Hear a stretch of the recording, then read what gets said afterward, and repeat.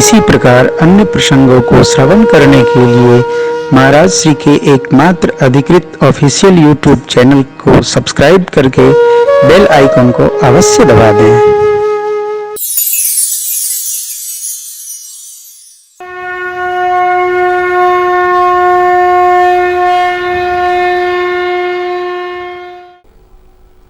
कल की कथा में हमने आपने 3 कारणों का स्मरण किया था भगवान श्री राम के पावन जन्म के।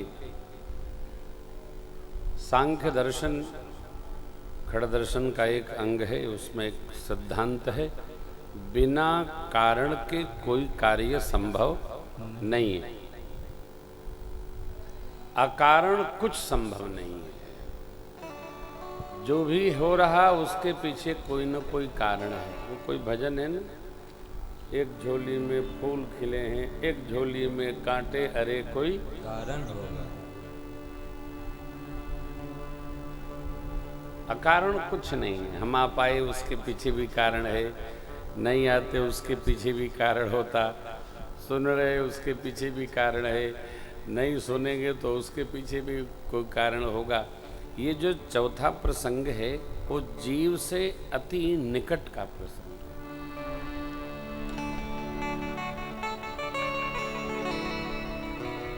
कथा प्रसंग प्रारंभ करने के पूर्व में भोले बाबा माँ से कहते हैं, जिनके चरित्र को श्रवण करने के बाद भी कथा उन्हीं के लीला का दर्शन करके आप सती शरीर में बौरा गई थी, और वो छाया आज भी आपके सिर से मिटती नहीं है। उनके दिव्य चरित्र को अब मैं आपको सुनाता हूं। जीवन में यह प्रयास हर घड़ी बना रहे, ये मस्तिष्क, नेत्र, श्रवणेन्द्रिय और त्वक मने चमड़ी, ये विकारों का संग्रह न करे। विकार का संग्रह कदाचित हो गया तो उसको निकालना बड़ा कठिन है। मां से बाबा ने क्यों कहा, अजहु न छाया मिटती तुम्हारी, तासु चरित सुनो ब्रह्म रुज हरि। आज भी आपके शीश से वो जो घटनाक्रम है वो समाप्त नहीं हो रहा। तभी तो आपने प्रश्न किया कि अज अगुण अलख गति कोई। राम जी अयोध्या वाले हैं कि कोई और है? भगत को भगवान के लीला गुण चरित्र समूह सबके प्रति अगाध श्रद्धा होनी चाहिए। भगत को तर्क नहीं होना चाहिए। तर्क के लिए ज्ञानी लोग हैं। तर्केणाम अपि ज्ञातुम शक्यते। हमको आपको तो श्रद्धा रखना चाहिए।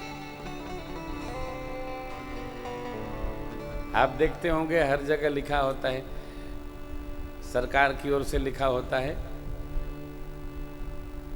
श्री रामनवमी मेले के अवसर पर श्री अयोध्या जी पधारे सभी श्रद्धालुओं का स्वागत है। श्रद्धालु कौन है?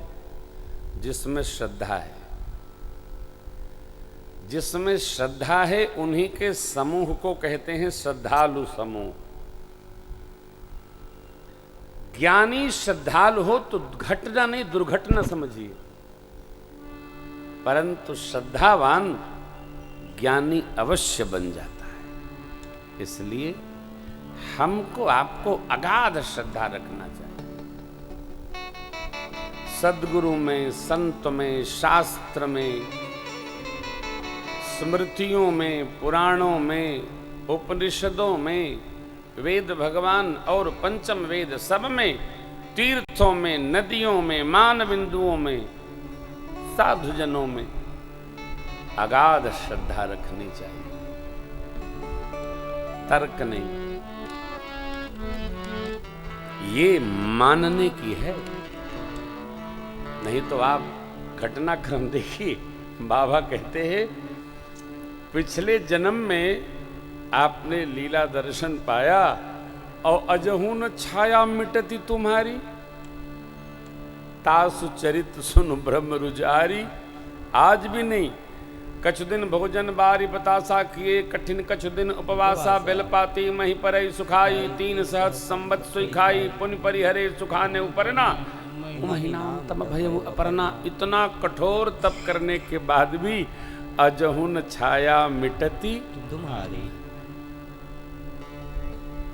विकार संग्रह जितना कम समय में होगा, उसकी वापसी उतने अधिक समय में होती। विचारों में भी विकार आ गए तो शीघ्र नहीं जाते।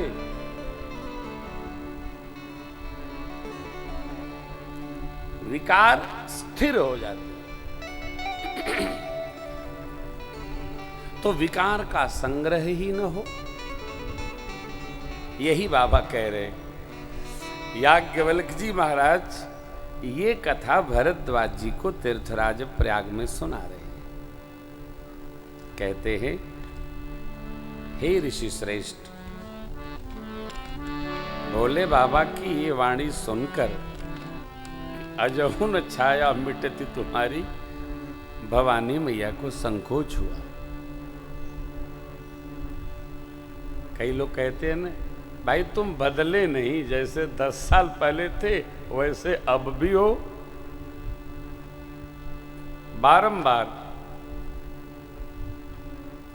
साधक को, श्रद्धालु को धीरे धीरे अपने अंदर आए विकारों को तिरोहित करते रहने का प्रयास करना चाहिए। मिटे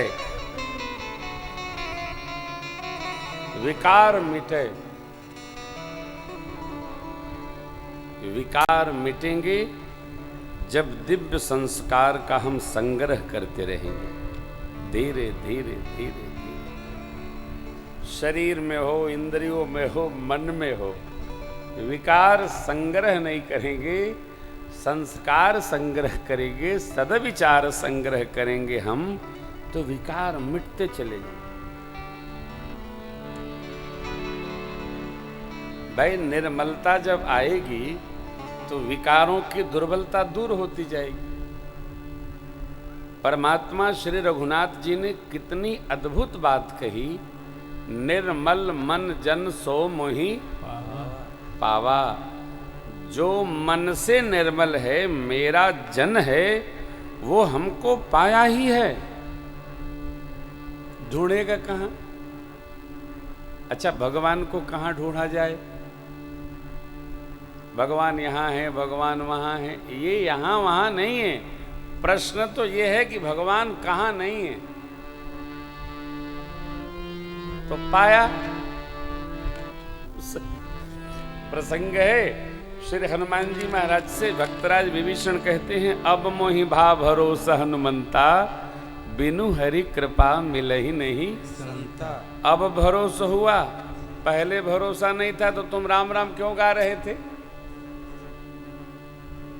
अब मोहि भा, अब पहले नहीं था ना, तो फिर रामायुध अंकित गृह क्या है?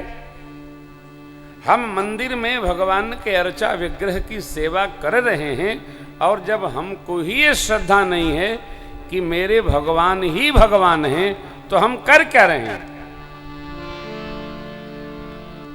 हम अपने को भी ठग रहे हैं, भगवान की सेवा भी करते हैं, भगवान को भगवान भी नहीं मान पा रहे।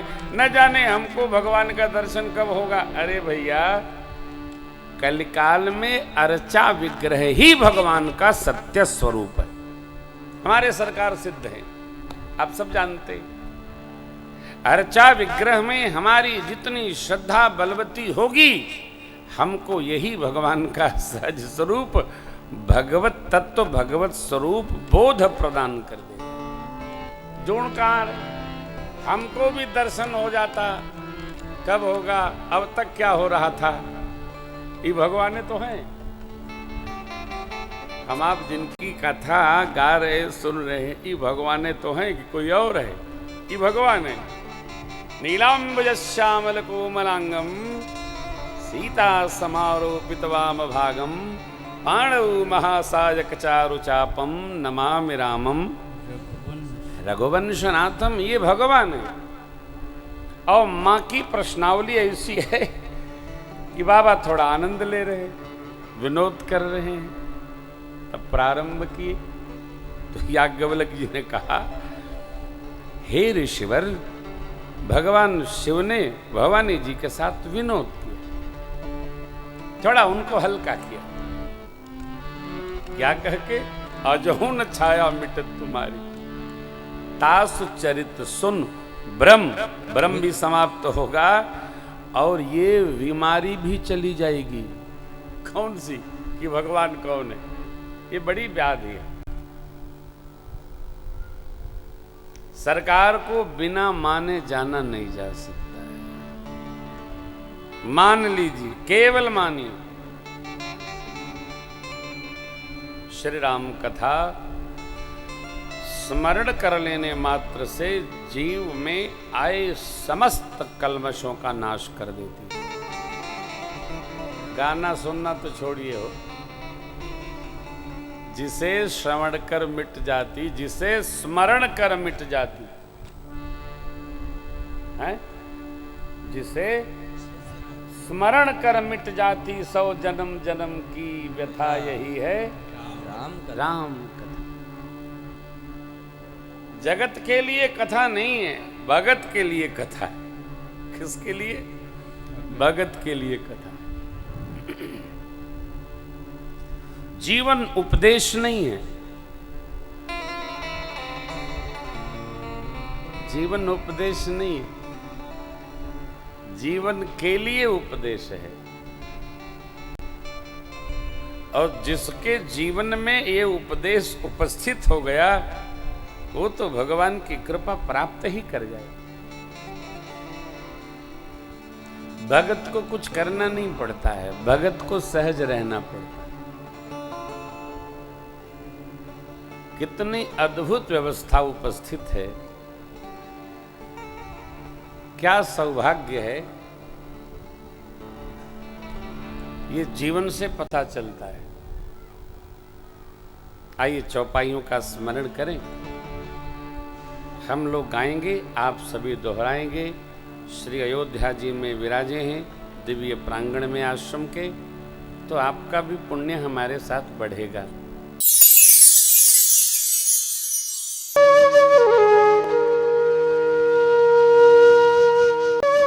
इसी प्रकार अन्य प्रसंगों को श्रवण करने के लिए महाराज श्री के एकमात्र अधिकृत ऑफिशियल यूट्यूब चैनल को सब्सक्राइब करके बेल आइकन को अवश्य दबा दें।